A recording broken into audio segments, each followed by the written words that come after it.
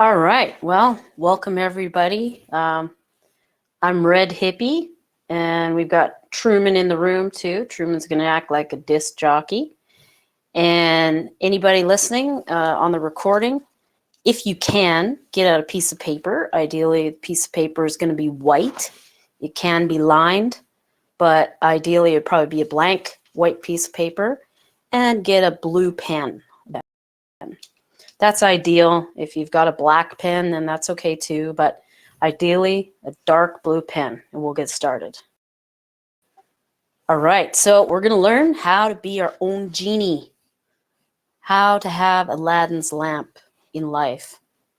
Rene Descartes said, I think, therefore I am. So let's think about that. Who are you? Write that Rene down. Descartes Who am I? Said, write that as a question. Who am I? Who do you think you are? And then also write down, why am I here? What's your purpose here? What are you doing? Who am I becoming? So write down, who am I? Why am I here? Who am I becoming? Who am I? Why am I here? Who am I becoming? Okay, we're not going to address who you are right now because you probably wouldn't believe me if I told you. You probably have different blocks that would stop you from actually listening to what I had to say, and different people telling you not to listen. So we're going to be on a path, a journey of self-discovery to find out who you really are. Okay. Now, there's many seminars out there about success. You can go online and there's probably 1,000 gurus out there charging anywhere from $50 to a couple $1,000 on a course that will teach you how to succeed in business, in life, doing various different things. All right. But have you ever taken a look at the author of that material? In life? I mean, is that author successful? Are you going to listen to that person? Or are they just making money by selling tapes on how to make money? You know what I mean? So are you going to listen to that person? Is this author actually successful in his or her life? And why would you put any stock into a course on success if the author is not actually a success? And the same thing with the life coach. Are you going to, purchase the services of a life coach when they don't even have their own life together? Okay, what about books? Books written by people who really are successful, like Donald Trump, Warren Buffett, Richard Branson. I mean, what about those books? If you think about those books, do these people, these successful figures, actually write their own books? And the answer is no. They usually sit down with ghostwriters, sometimes a team of ghostwriters, and the ghostwriters are going to write the material. So that material in the book that you're reading has been filtered through the mind of someone who's really not that successful. So you can't really go by seminars or online courses, books written by successful people, because the truth is that the super wealthy don't want you to be rich. They don't want competition.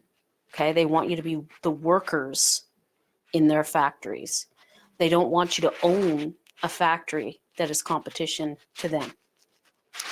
They also believe that only people with certain genetics deserve wealth. And therefore, they're going to set up various secret societies to keep this knowledge within a certain group of peers, within the gene pool, so to speak. They have the first class separate from the working class. And they've done this throughout history. And if you look at it, a lot of times families will intermarry over and over again, generation after generation, in order to keep those genetics very tight knit. Now, Some of the super wealthy will not even apply these secrets. Some of them become drug addicts or, they go crazy. But some of the super wealthy will actually apply these money-making techniques, and they succeed really, really well. Okay. Or they go for things that are purchased with money, like mansions, fancy cars, jewels, that type of thing. And sometimes that's as far as they go. You look at Henry Ford, you look at the Rockefellers, a lot of them, that's all they really go for is the money. Other people in these secret societies start out going for money or things that can be purchased with money, but eventually they realize that it's not about the money, but it's who you become.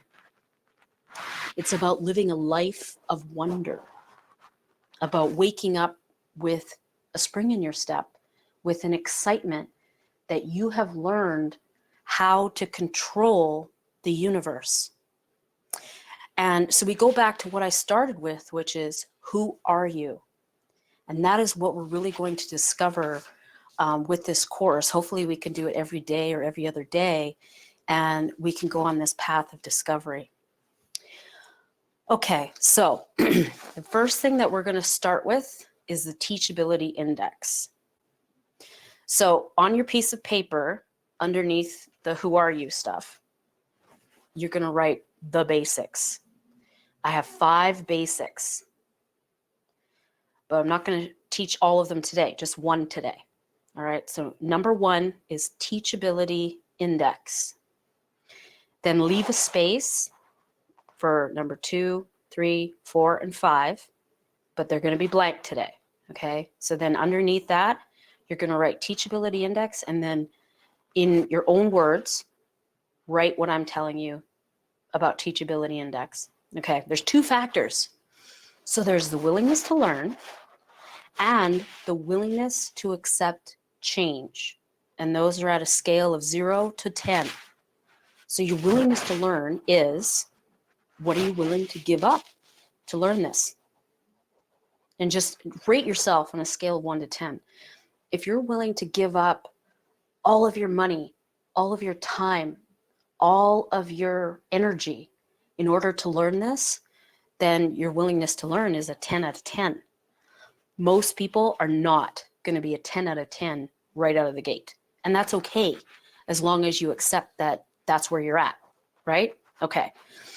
So that's the first factor. And you're going to multiply that by your willingness to accept change. So that is, if you want things in your life to change, you have to change things in your life. And most people are not willing to change. So if your willingness to change is 0, it doesn't matter if your willingness to learn is at a 10 out of 10, because 10 times 0, that's 0. Your Teachability Index is at a 0. So you're going to have to change something in your life. But for right now, if you're at a 1 out of 10, well, hey, that's something. I mean, if your willingness to learn is at a 1, and your willingness to accept change is at a 1, well, 1 times 1, that's 1 out of 100. It's 1%. It's still nothing, not nothing. So a 1% is something you could build on, okay? Now, if you're willing to accept change and you're willing to learn, you are going to learn this very quickly. You're going to have a high Teachability Index, and your results are going to come in faster as well, okay? Now, some people start out really teachable, but then later, as they go through the material, they think that they know everything, okay? So they're going to stop becoming teachable. And if you find somebody in your life that is doing that, I want you to observe their income level, observe their happiness level. You're going to probably notice that their income is going to plateau and even go downhill. Some people, they start out not very teachable, but as they go through this material, they see success and more success. And that gives them confidence in the material. So the goal is, can you make your goals small enough that you will see a success very quickly? And then every time you see a small success, you start to get happier and more excited for what the possibilities are. And then eventually you're going to be like, oh yeah, this material really works. I'm going to do this full bore. So that's the goal, is to become more and more teachable because you are experiencing more and more success. All right. So everyone in the societies has a mentor that can help them through this material and through the success. Sometimes we call this person an uncle. Okay. Each person is an apprentice. So you're going to think of yourself as being an apprentice. Even if you yourself become a master later and you have your own apprentice, it doesn't matter. You're still an apprentice to somebody else. And you're always going to be teachable. That's the goal, is to always make yourself teachable. Richard Branson is teachable. Warren Buffett is teachable. Donald Trump is teachable. Donald Trump is always asking people what they think about this, what they think about that, because he's always wanting to learn other people's opinions on things. He's always willing to change. So you're going to test this out. Everything that I teach you, you're going to test it out by applying it in your own life, because you're going to teach yourself. You are going to be your own mentor, just as I'm going to be a mentor. Always ask yourself, how am I? Question everything that I teach you, but at the same time, you're going to, in a way, you're going to just blindly follow, in a sense, so that you could see if it works. But don't blindly follow me in the sense that I don't want you to see me as a guru. I want you to just blindly follow, in a sense. Apply this in your own life so that you could see whether it works or whether it doesn't work. But it's also important to know that you don't have to understand. I don't want you to see how. As a guru. I want you to it doesn't matter how you get. Apply this in your own life. It doesn't matter how you get the fancy car, whether it works or how you get the mansion. But all right, you don't have to know how the car works in order to drive from A to B. So that's the same way that we're going to do this. You don't need to know how everything works right out of the gate. But hopefully with this course, I'm going to show you how it does work. So eventually you're going to understand from A to B the nuances of how and why this technique works. So we're going to go through mathematically why this is going to work for you. Okay, it's an inevitable mathematical certainty. All right. So who do you listen to is an important part of what we teach in the secret societies. Okay. Who do you listen to? And that's part of the teachability index as well. Are you going to listen to a homeless guy teach you about how to get your dream home? Yeah, probably not. I remember one time I flew down to Seattle and I wanted to learn how to play poker. So I really, really wanted to learn how to play poker. I had no idea. I really didn't know that much about poker. I didn't even know what hand beat what hand, right? I really didn't know anything about poker. And I flew down to Seattle to go and attend a course put on by Phil Gordon. I don't know if you remember Phil Gordon, but Phil Gordon is a poker player. He worked on, I think it was Celebrity Poker Showdown, and he was one of the hosts of that show. So he was actually a quite good poker player back in the day. Now, of course, the kids are just, they're so good at, reading the room and things like that, that the kids now, they can play poker, probably circles around Phil Gordon. But at the time, he was a very good poker player. So I attended this seminar. Now, he's a successful businessman as well. So he put on a seminar where he was basically marrying the two, the idea of poker with business, okay? So he was looking at business as though it was a poker game. So it was a very good seminar. I actually really enjoyed it. And one of the challenges that he told me is, he said, I want you to get pocket deuces and win. And I was like, okay. And I took the challenge. I was like, okay, I'm going to get pocket deuces dealt to me and I'm going to win. And it happened. I'm shit you not. I really did get 2 2s and I made that into a winning hand and I got the pot. So that convinced me that I learned how to play poker from somebody who knows how to play poker. So the question is, do you listen to me? Well, I don't know. Do you? Like, do you want to listen to me? I set out to do something and I accomplish it. But yet I don't have a mansion. I don't drive a fancy car. I mean, I have a fairly nice car, but I'm not like ultra wealthy. So if you don't want to listen to me, I totally get it. That's perfectly fine. So what I did is I provided in fried snobs in the text there, I provided an audio file of Your Wish is Your Command. It is lesson 1. So eventually I'm going to provide all of Your Wish is Your Command, which is about 14 hours of material. But for right now, I provided the first hour. Okay. So the homework that you have is to listen to this. You don't have to do it today, but I would try and do it within the next 3 days. Listen to that 1 hour program. Okay. And that is Kevin Trudeau putting that on. Now, Kevin Trudeau is one of my mentors. Kevin Trudeau made hundreds of millions of dollars. So if you don't want to listen to me, guess what? Kevin Trudeau is the definition of success. He has made a lot of money. My mentors. And he's definitely made more money than what I have or probably what you have if you're listening to this. So if you don't want to listen to me, if you're not going to listen to me, guess what? You can decide whether you want to listen to Kevin Trudeau. Either way, pick somebody.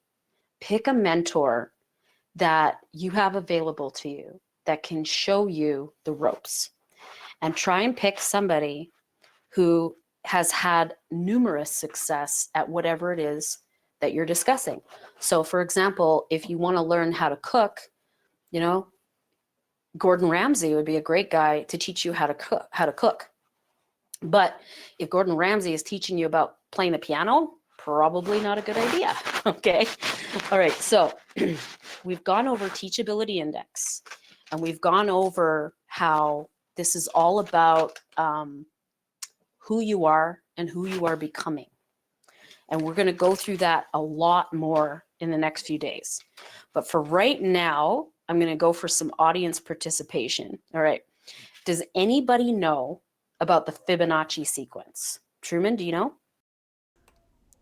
I cheated. I looked at your pictures already. Aha. So you know. What is it? It's how Trump's hair looks. Okay, yeah, that's the golden mean. That's pretty close to the Fibonacci sequence. Yeah. I included that just for fun. I don't know, is that showing on YouTube right now? Correct. Yep. Awesome. Okay. So we're going to click on Fried Snobs. So for anybody listening to this, go into Discord on the Fried Snobs and it should all be in here. Okay, there it is. It was not coming up on my screen for whatever reason. Okay, so we're going to get into the first thing that I posted, which is sacredgeometry.es. And we'll click on that and look at the website. Now, I don't know, Truman, if you can show this on YouTube, but I think it's open source, so it should be allowed. So this website shows you how the phi ratio, or sometimes it's called a golden mean, appears in all types of things, okay? You find the golden mean in DNA, in human DNA. You'll find the golden mean in nature, like in birds and frogs and horses and all kinds of mammals. You'll find it in platonic solids. You'll find it in the flower of life. You can find the golden mean even in particle physics.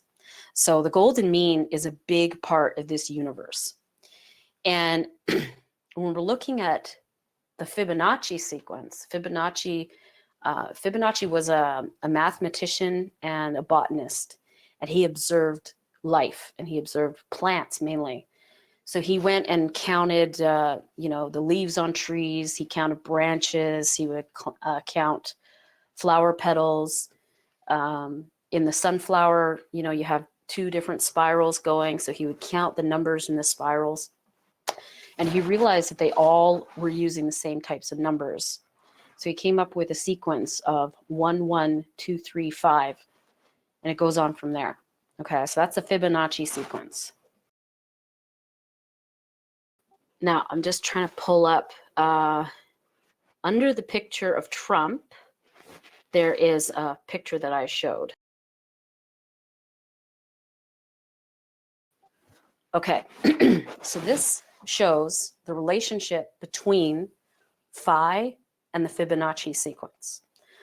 So we're going to look at phi for a second. Now, phi, if you write it down as an equation, it is 1 plus the square root of 5 divided by 2.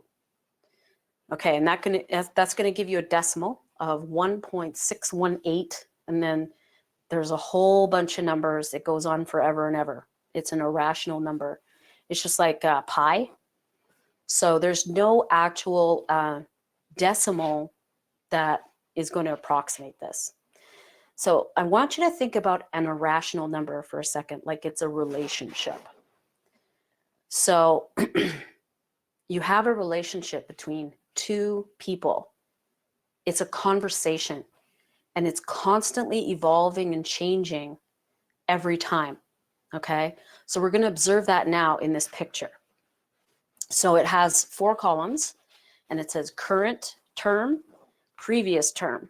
Okay, so what it's talking about is the Fibonacci sequence goes like this: 1, 1, 2, 3, 5, 8, 13, 21, 34, and so on. Okay, so you're going to take each of those, by the way, is called an iteration.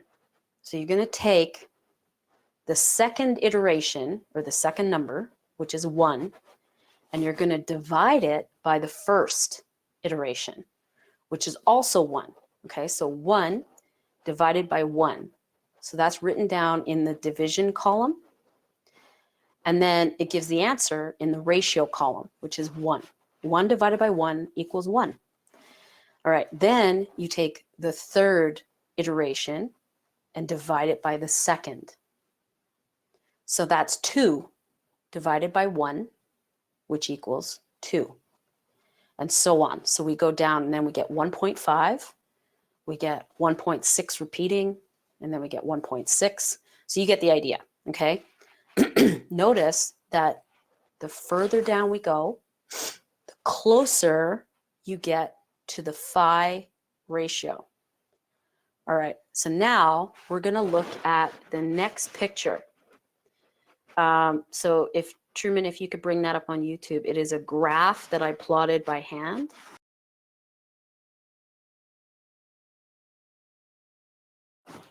And if you can't see it, just blow it up if you can, Truman. All right, so the lower value is 1 and the top value is 2. All right. Now I plotted an arbitrary line of phi. If you notice on the graph, I have like different ticks. So there's 1.25, 1.5, 1.625, and 1.75. All right, so just below the 1.625, I marked down the phi number, okay?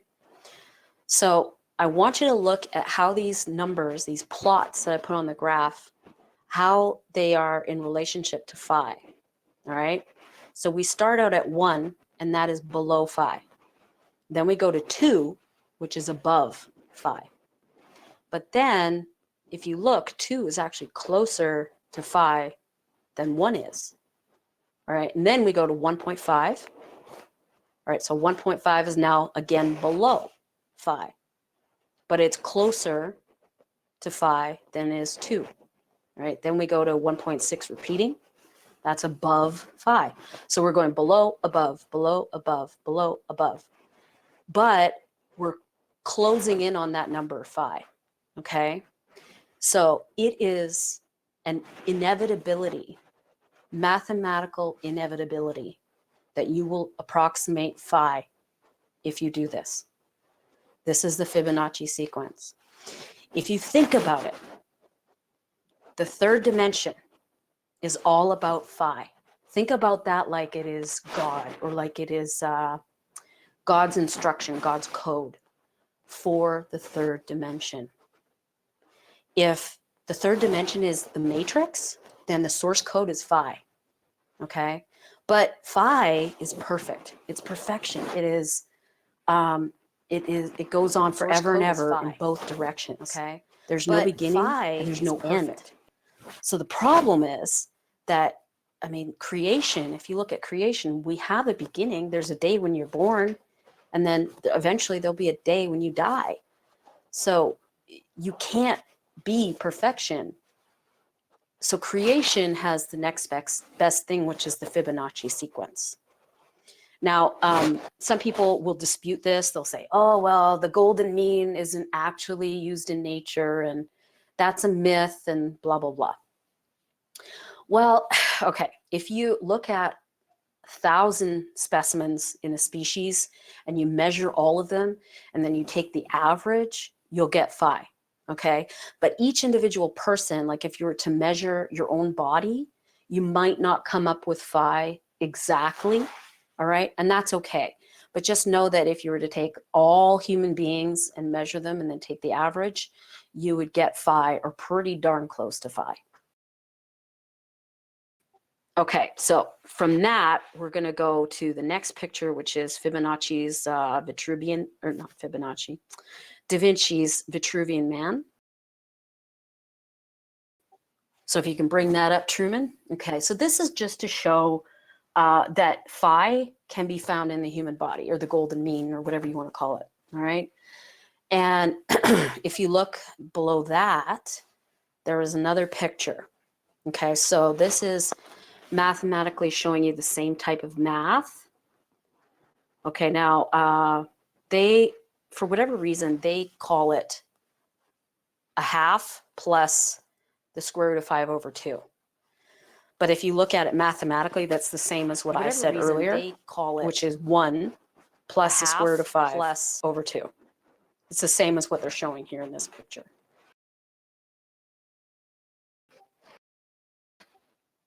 Okay, so then we have the next picture, which is a hand-drawn geometry by a Freemason. So I want you to think about the Freemason symbol of the square and the compass, okay? That's where they get this from. So this is showing the same exact math of the Vitruvian Man by Da Vinci. Now, actually, Da Vinci copied the Vitruvian Man from a much older photo. So for right now, all I want you to pay attention to is in the top upper left corner, there's the Vitruvian Man, okay? Look at the space above the guy's head. I want you to pay attention to that, because the square and the circle are not in the central position to each other. If you notice, the square is on the lower portion of the circle instead of being in the center of the circle. And that's by design, because there's a section above the guy's head that comes into play later. So we're going to get into that way later, not today, probably not even next week, but it'll come.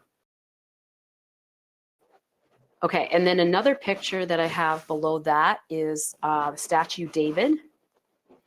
And that's just to show that artwork that follows the phi ratio is regarded by our society as being the most beautiful artwork, okay?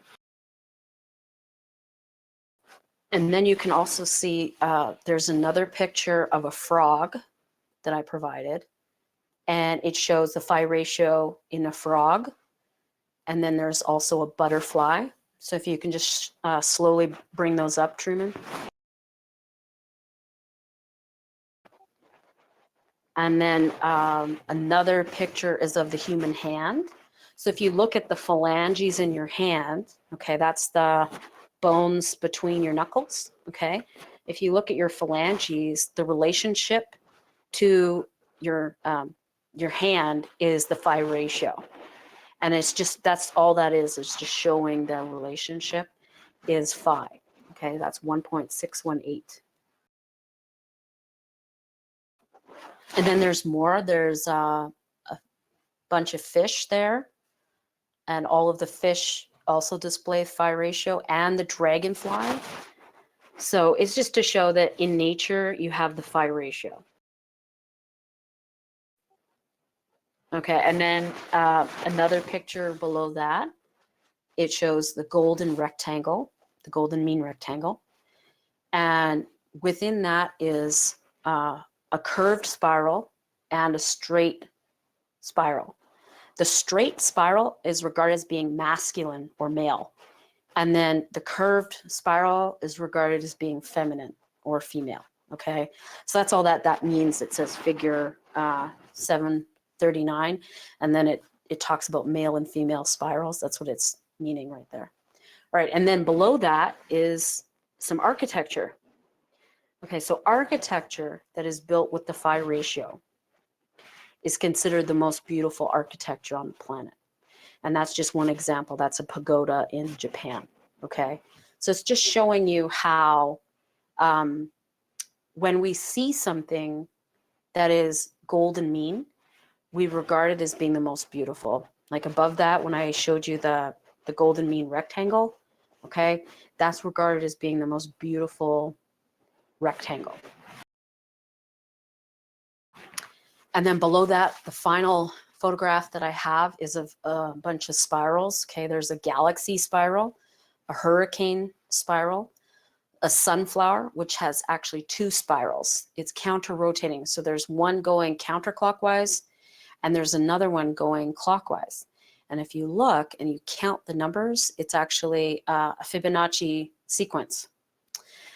Same thing with plants. So some plants grow in a spiral.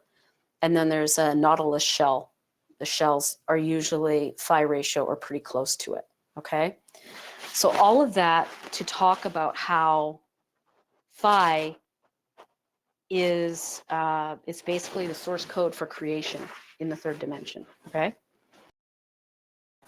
So now we're gonna look at not the Fibonacci sequence, but we're gonna look at Lucas numbers, or as I like to call them, the Phoenix sequence. Okay, so the Phoenix sequence, I'm going to use some audience participation. Truman, are you still with me? I am here. All right, so you are the great and powerful Oz. So I'm going to get you to pick a number, any number you want, but try to make it under 1,000. 473.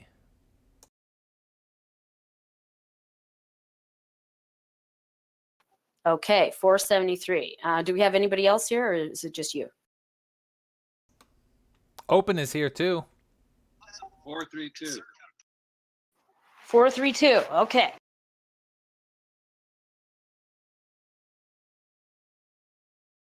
All right. So do we have a secretary that can write this so it's going to appear on YouTube? Sure. Okay. So we're going to write down 473 and 432.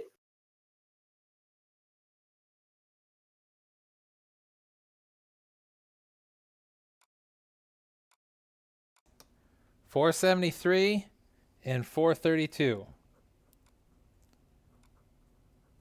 Okay, now we're going to do the exact same thing that we did with Fibonacci. So the first thing you have to do is you have to add the two numbers together.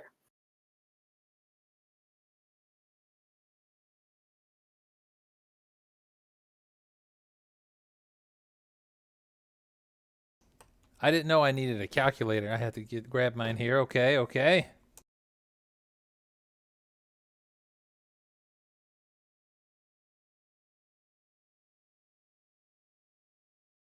Okay, so that should be 905. Is that appearing on YouTube? Yep.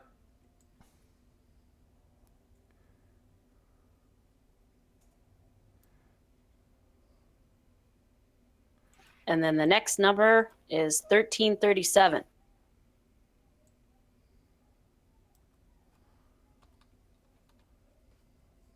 Okay.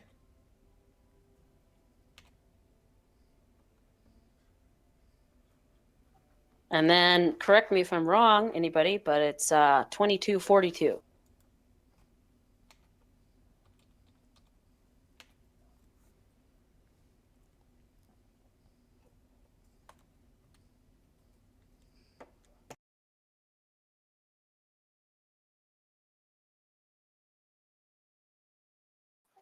And then it's 3579.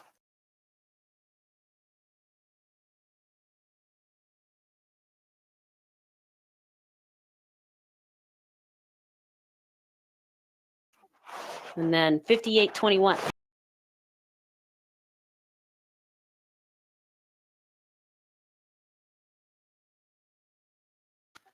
And then 9400.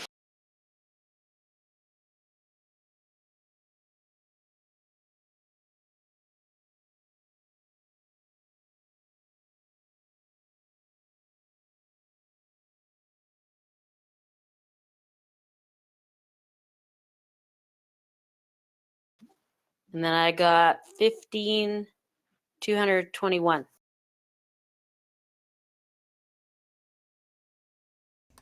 Alrighty.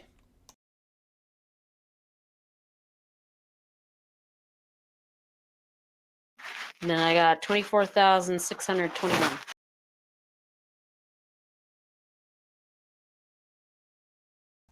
24,000 what? 24,621. All right. And the last one we're going to do is 39,842.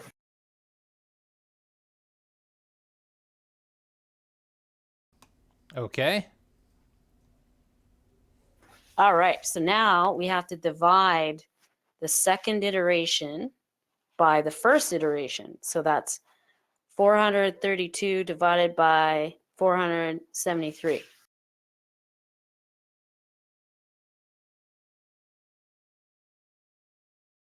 Actually, I probably should have switched those, so let's see if this works.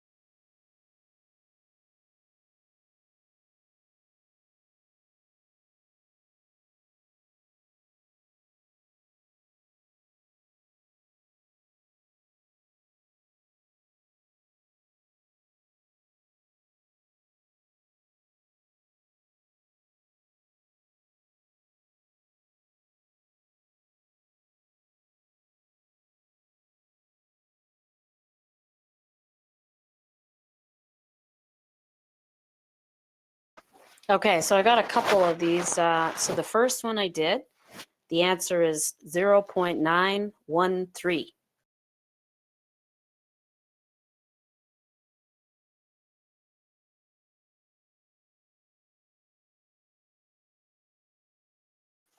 And then the next one I got is 2.09. Is everybody getting this? I'm just trying to keep up with you. Okay. So are you keeping up with me? I am keeping up with you. Great. Okay, because I don't want to overwhelm anybody. All right, so after 2.09, the next one I did is 1.477.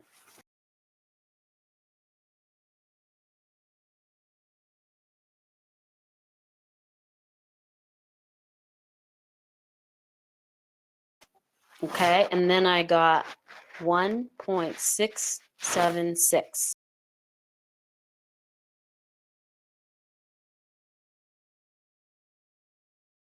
It's fine. We're getting close too.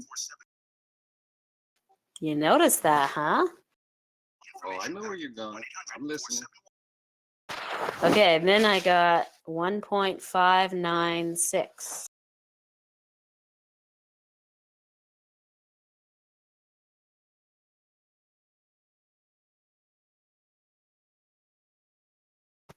and then it's 1.626.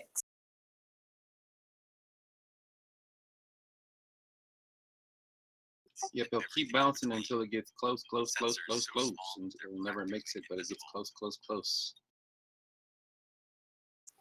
Yeah, and then the next one, 1.614.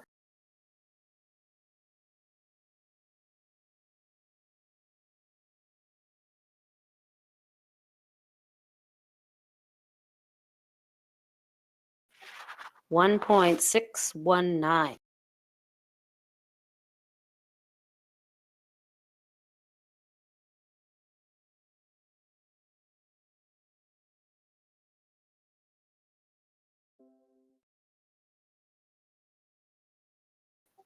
And that's close enough to 5 for me. All right. So now, how did I know when to stop doing the sequence calculation?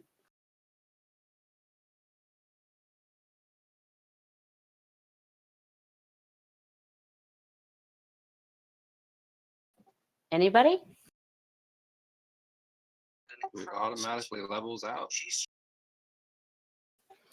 Yeah, it usually levels out between the 9th and 10th iterations.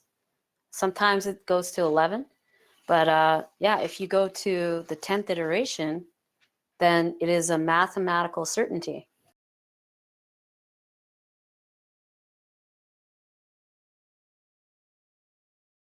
And you could do this with any numbers. The more far apart the two numbers are to start with, the more violent your graph is going to be, but it's still going to be the same.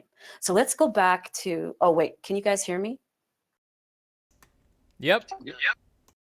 Okay, good. Let's go back to the graph that I drew by hand.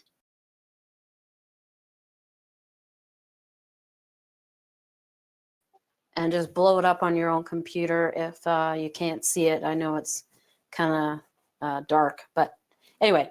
So if you notice, it really starts out violently and then it approaches phi. All right. I want you to imagine that two-dimensional object as a three-dimensional object. What are you going to get? You're going to get a spiral, right? So I want you to think of two points, any 2 points, and they're going to eventually end up being phi as long as they start talking to one another. So you're going to create a relationship with two things. And the first thing is going to be you right now where you're at. Okay. The second thing is going to be your heart's desire. So your heart's desire could be anything you want. Remember, we took two numbers and it could be any random number and it ends up being phi. So where you are right now, we're all in different places right now. It doesn't matter. And then your heart's desire, whatever you want, it doesn't matter. Inevitably, you're going to end up with phi as long as you keep going. You have to stick with this. You are going to end up with phi. Okay? So what is phi? In this scenario, phi is going to be a movie that you're going to make to be running in your mind. The movie is going to be an event which proves that you got your heart's desire. Does that make sense?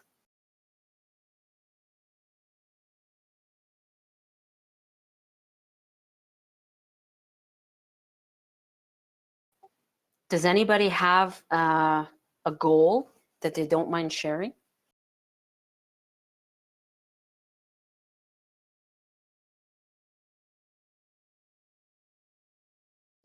I'm supposed to be world famous by summer. Okay, world famous. Okay, if you can quantify that a little bit better and make it more specific, then that would be a really good goal. But yeah, that works. I'm just messing with you. Okay, well, okay, just for sake of an example, let's say somebody wants to have a partner, a life partner, somebody that they want to get married to, and be happy with that person till death do us part, that kind of thing. So you're single now and you want to find your life partner, the love of your life. What event is going to prove that you did that?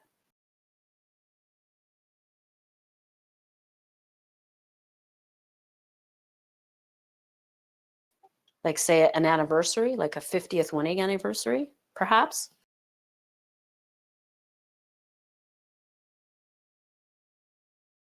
Well, if you're asking me, I don't have an answer for that one. It could be like a 50th wedding anniversary or a 40th or whatever. Now, the key here is happiness, because you don't want to be married and be miserable. Okay.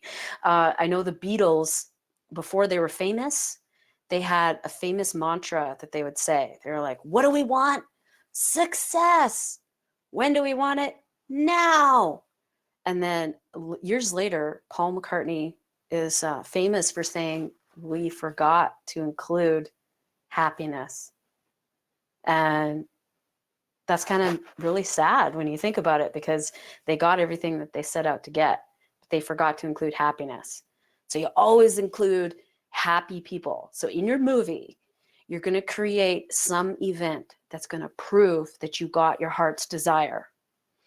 But in your movie, be sure to remember to include happiness. Everybody is happy, okay? So at your event, like let's say it's a wedding anniversary, you're going to have probably your kids and your grandkids there, and you're going to have what else? What do you think? A cake? You're going to have balloons? What kinds of things are you going to have? What is it going to smell like? What kind of colors are there? Is there music there? What music is playing? Think about different sounds that are going to be there other than music. And this is another element that you're going to add to your movie. You're going to have a conversation with somebody that you care about. Doesn't matter who. It could be a family member, could be a best friend, doesn't matter. But you're going to talk to that person, and you're going to look back on where you are right now today. And okay, let's say your heart's desire is you want to learn how to play the piano, okay? And your event, your movie, is going to be Christmas. Christmas, you're playing the piano at home in front of your friends and family, and everybody's drinking eggnog, and they're talking and they're laughing, and you start playing the piano, and they start singing Christmas carols with you while you're playing, and everybody's just having a great time. And then you have a conversation with your best friend, and you say, you know, back in 2018, I never thought I'd be able to learn how to play the piano, but look at me now. And it really wasn't that hard, was it?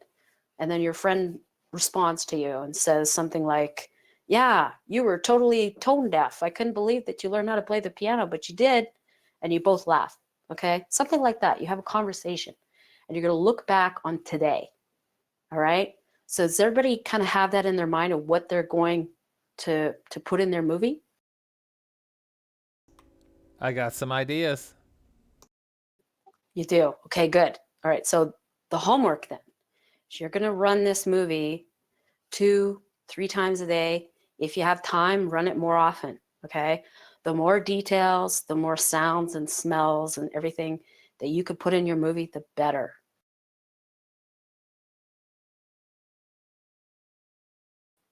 And that's your homework. Okay. And to listen to the first lesson in Your Wish is Your Command.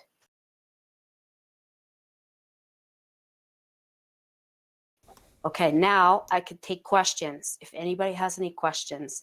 And throughout the lessons, if you have questions, you could put them in text, and then I'll address them after. Okay, are there any questions?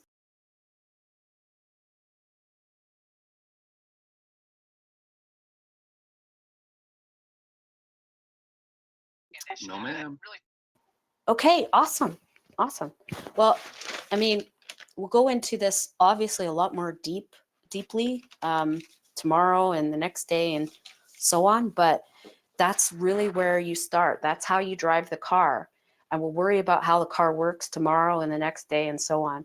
We don't need to know everything about an internal combustion engine in order to get from A to B, right? So right now I'm just teaching you how to drive the car, just the basics.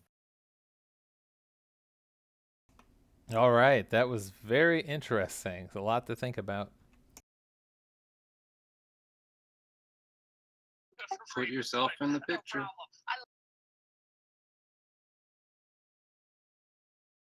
Well, I can't wait to hear success stories. Well, I don't know if all of you have goals that you're willing to share, but if you have successes, I'd love to hear about them.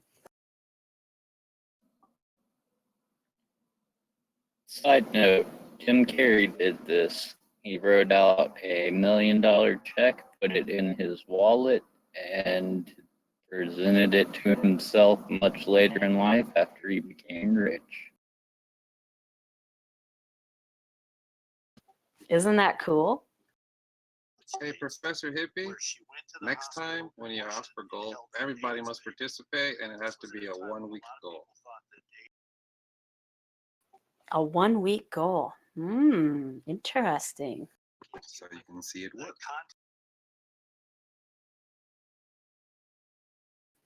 Another tip is the closer the numbers are together, because the numbers we chose, they're pretty close together, right? So you could see really quickly that it was approaching 5. So think about that mathematically, all right? If you pick your heart's desire that is pretty close to where you are right now, then those two numbers are going to approach 5 much, much faster, right? Take big goals, chunk them out into small pieces, and then you hit 5 a lot. Yeah, because if you're not sure if this technique works, because you're testing it out, right? If you're not sure if a technique works, just try at small scale first, and then you'll see that it works, and you'll be like, oh, I'm going to use this for something bigger.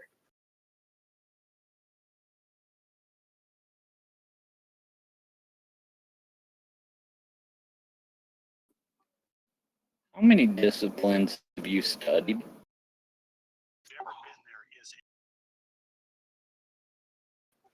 Quite a lot, actually.